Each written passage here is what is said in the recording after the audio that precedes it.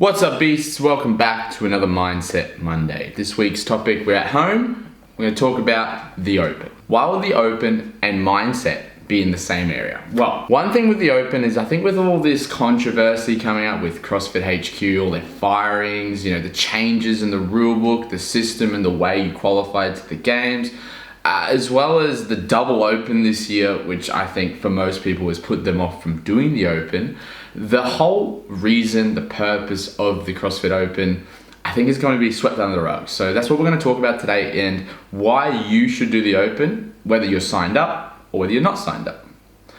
So the CrossFit Open, in my opinion, was created not only as a gateway or a segue for most people to get their first experience of kind of competition, but at the same time bringing the community together for 5 weeks to do 5 workouts and see how you perform after the 5 weeks, giving you a benchmark for the future. It's basically a record system for your benchmarks, and they create new fresh benchmarks instead of Annie, other Isabel, Grace, those kind of workouts. So that's the base, rawest, it's pretty much simplest idea of why the Open existed in the first place.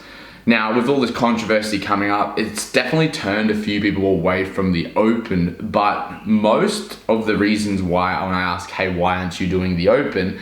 It's because because Dave Castro's not hosting it anymore, it's not as exciting, it's not like a game show. And I get that, It was pretty interesting, entertaining to do the Open, the announcements, that kind of thing. Yes, they've strayed away from that, but the point of the Open is to experience competition level performance in the comfort of your own gym.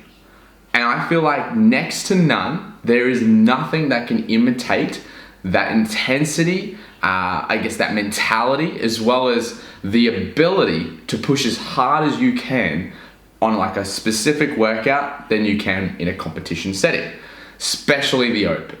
For a lot of people as well, the Open is where they get their first muscle up, they PB, they clean, they snatch, whatever lift it is, or they might do something or some sort of athletical feat that they were not able to achieve in a normal class or on their own training.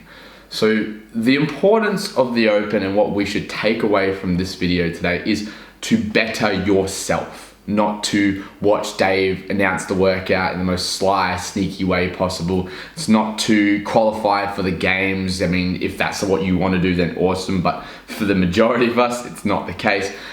It's to beat yourself, to prove that you have been or you've become better than you were last year. It's a benchmark for our future selves.